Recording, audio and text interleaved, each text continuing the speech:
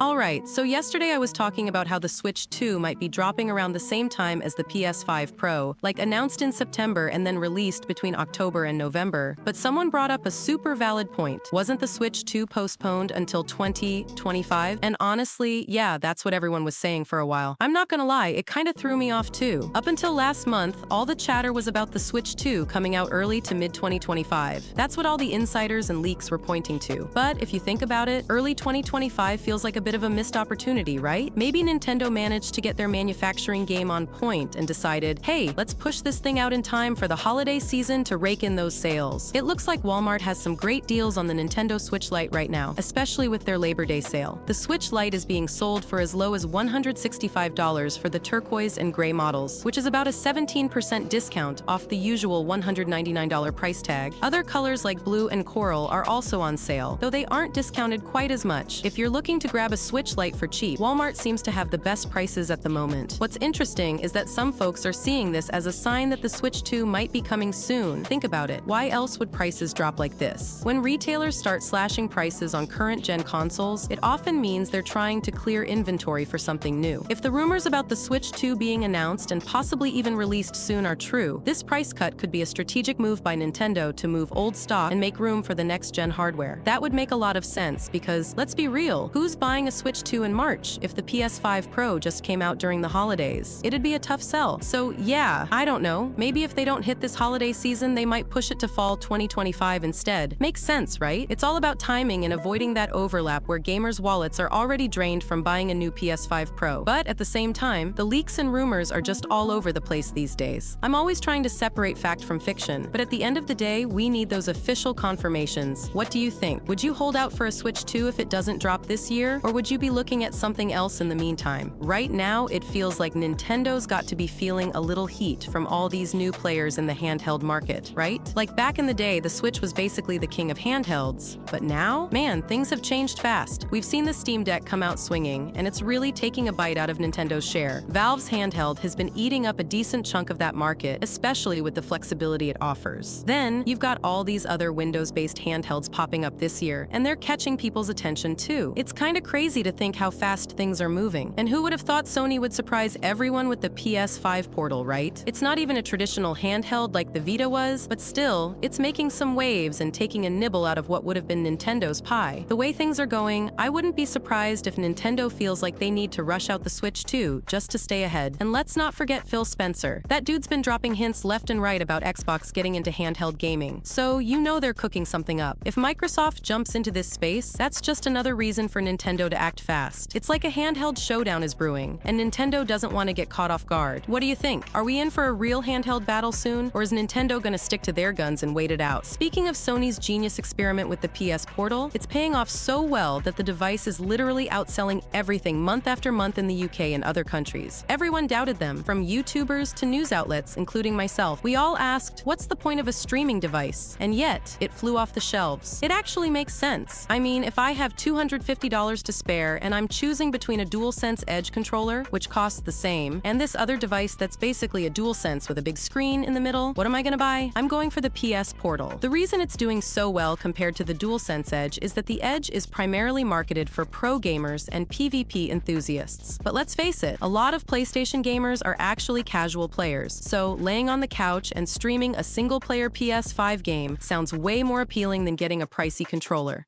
Am I right? And the cherry on top? We know that the PSP3 is coming out sometime between late 2025 and 2026. This has already been confirmed by Jeff Grubb and Tom Henderson, two guys who don't need any introduction at this point. I think us YouTubers have made these guys pretty famous by now, so if it comes from them, you know it's pretty much a done deal. And this thing is going to be packing some serious heat. They're talking about almost base PS5 power in your hands. Okay, not literally, but think of it this way. If a PS5 can run a game at 1440p 60 FPS, the handheld version might run it at 1080p, or 900p, or even as low as 720p 60 FPS, but upscaled to a crisp 1080p image. Let's be real, we don't need 4K or 1440p gaming on a 7-inch display. We'd much rather have better fidelity with lighting, shadows, texture filtering, and less pop-in. Plus, it's speculated to have more PS5 Pro tech in it than the PS5 itself, so we can expect it to come with PlayStation Super Resolution tech just like the PS5 Pro. Honestly, I wouldn't even mind mind if it ran at an internal resolution of 540p and just upscaled to 1080p, tricking my eyes into thinking it's native 1080p. These kinds of tricks work way better on smaller screens than on a big 55-inch TV. So my point is, if we know about these rumored handhelds from Sony and Microsoft, you can bet Nintendo, a multi-billion-dollar corporation, knows even more. Of course, Nintendo is feeling the heat right now, and probably thought if we don't release something now, by next year, Sony, Steam, and Microsoft will have their own handhelds, and we'll get pushed out of the market we dominate. That's my 2 cents on it. One more thing that worries me about Nintendo is their style of releasing consoles that are almost 2 generations behind the competition in terms of performance. Yeah, they had their gimmick with the Wii that paid off big time, but people got tired of it pretty quickly. Then they released the Wii U, which we all know was a complete flop. And after that, they had the Switch, a massive success. But now, with the Switch 2 rumored to cost $500 and have internals weaker than a PS4 Pro, some people might be excited about it, but look, the Steam Deck has already been out for a couple of years. And if a Steam Deck 2 comes out, along with the rumored PS5 handheld that supposedly will have PSSR tech, like in the PS5 Pro, and if that PS5 handheld is priced around $500 or even $400, plus you get to play all the PS4 and PS5 games you've collected over the past 8 years, man, Nintendo is in trouble. Their only chance is to release it now. Release the Switch 2 before it's too late. Otherwise, they're gonna get left behind by Steam, Sony, and potentially even Microsoft, who are all coming in hot with their own handhelds. Or, you know, they could just invent a new gimmick. That's always been Nintendo's style, right? They've always been the ones to push some crazy new idea, and sometimes it works out big, like with the Wii. But at the end of the day, no matter what gimmick these companies come up with, whether it's the PS Move, that Xbox camera thing, Kinect, right? VR headsets, or even racing wheels, gamers always end up falling back to the good old couch and controller setup. Always. There's just something timeless about that classic setup. Sure, we love experimenting with new tech, and sometimes it catches on for a while, but when it comes to the long haul, there's nothing like just chilling on the couch with a controller in hand, playing your favorite games. That's where most gamers always end up, and I don't see that changing anytime soon. And here's the last thing I want to say. If all the big players are really coming out swinging with their own handhelds, Xbox, Sony, Steam, maybe even some other surprise entries, how is Nintendo going to convince people who already own a PC, Xbox, or PS5, and who bought a Switch before to get a Switch 2? Let's be real. If they release a bunch of third-party games that launched a couple of years ago, but you already own them on PS5 or Xbox, why would you want to buy a lower quality version of the same games for full price? But if you get an Xbox handheld or a PS5 handheld, you just sign into your account, and boom, all your games are there. All your 700 PS Plus games, all your 1000 Game Pass games, everything's right there and running 10 times better than on the Switch 2. Let's face it, a game like Black Myth Wukong isn't going to run on the Switch 2. They can barely make it run on the Series S. And Warhammer 40k Space Marine 2, forget about it. So yeah, they've got Super Mario and Animal Crossing. And sure, if you're into that, that's great. But you know what? I'm always going to look a little weirdly at a 40-year-old dude talking about how Animal Crossing is one of the best games on Nintendo.